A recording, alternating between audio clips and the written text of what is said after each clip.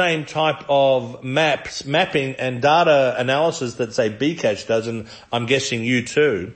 So you have a very good way of understanding through data and through actual mapping where genuine economic activity is taking place, right? Yeah. Because you can see it happening on a map, through your data, right? Yeah. I was staring at it now, and so what I tell you is it's like that's not Sulawesi and Java, it's Kalimantan. It's between Kalimantan, it's between Banjarmasin and Surabaya. There's this small speck.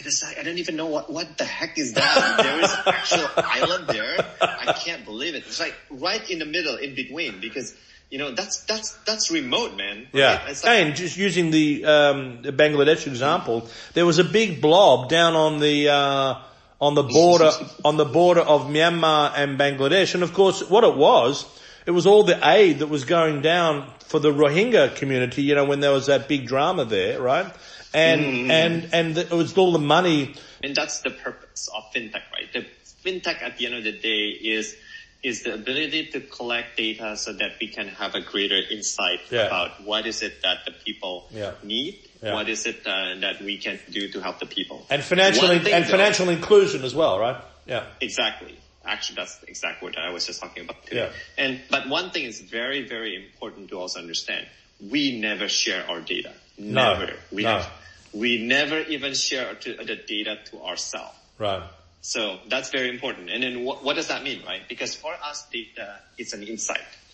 And an insight, it's used to actually provide a better product or a better service. Yeah. That's it. Yeah. We never sell our data. And then the way for us to do this, actually, we have a zero trust policy, in our company. So meaning that no one, not even me, have access to the customer data, because one, it doesn't belong to us. It belongs to them. It belongs to the users. Exactly. Yeah. Exactly. Right. Yeah. One, it belongs to them. So we have to protect them. Two, even our developers, have no access to live data. So none of them even have it. The only one actually that have the access to data is a customer service given certain tickets. And that only apply if the customer consent.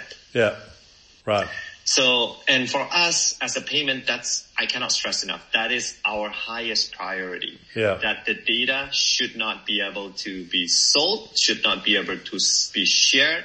And we only use it because we want to serve that customer. Well, you can use it to score creditworthiness and stuff like that. Exactly. Yeah. That's it for scoring, right? At the end of the day, it's just the system scores it, and the scores that belongs to the users. We don't even restrict. Sure, I understand. Now, Vincent, okay, are you in the sweet spot now? And what I mean by that is this: as I told you, I know Indonesia pretty well. Lived there a while. I used to think that Indonesia was a bit behind the times in some of this stuff, but in the last couple of years, I see it catching up, right? Big change. Yeah. Big change. That's right. Yes. And so when you said sweet spot, so is the sweet spot, okay, I mean, is the sweet spot that you talk about earlier about, you had the good idea but at the wrong time, you were ahead of your time. Are you in the sweet spot now? Oh yes, I am. Yeah. I definitely am. I think this is this is the thing that I preach to everyone right now in Indonesia overall, right? So, first of all, Dana, it's an ideal idea that comes realized. Really, for me, it's an ideal idea that comes fully realized. Right. The best people I work with, the best thing I've ever had, the integrity, the kind of the cultures that we set. Yeah. Everybody that's believe in it. Everybody is here because they know of the impact to the society. It's an ideal dream realized, right? Yeah. And also, it comes at the perfect time. Why? There has never been a period right now where the bonus demography of Indonesia is actually more. Right. So basically, the productive age of Indonesian right now is more than the non-productive age. Okay. And at the same time, we come at the time when the government is actually supportive of this initiative of the digitalization. We've been involved with everyone, right, with all the ministry, you name it, we've related to us, of course. We've been involved with them, and they are very sick, right? And it's the infections rate is low. Yeah. Hospitalizations very low. It's 1 or 2 hospitalization a day per hospital. Yeah. Good. Good. And people are just because it was out of control for a while. It was out of control, and the reason because of the public holidays, right? The Ramadan, and it was that's just, right. Going everywhere. But after that, it's actually really, really. So someone like Sri Mulyani, who I know quite well, she would support. She's clearly supporting something like this initiative, right? It works for her. It is. I mean, we've worked with her office. We've met with all her tax and everything, and then. Yeah, we already engaged with them directly, and not just her, right? Everything you talk it about the Ministry of Health, the Ministry of Trade, the Ministry of Investment and Economy, the Ministry of Tourism, everything. Everyone gets good for you. How do you cash out? Do you cash out? Catch up. So how do you cash out? I mean, are you sitting on? Oh, yeah. Is that the big idea, to cash out and move on to another gig, or is this your life now? No, I'm happy where I am. It's. I mean, you can see from my voice, right? I told you this is my ideal. No, you're very enthusiastic. It's exactly. Yeah. I love it. And I can see how it helps people. Really, without these digitalizations in Indonesia right now, compared to anyone in any countries in the region, we're one of the fastest in terms of digitalizations, even more so than Singapore. Yeah. Don't sell. Keep going. Don't sell. I love it. Tell the Wijayas to go away. No, here's the thing, right?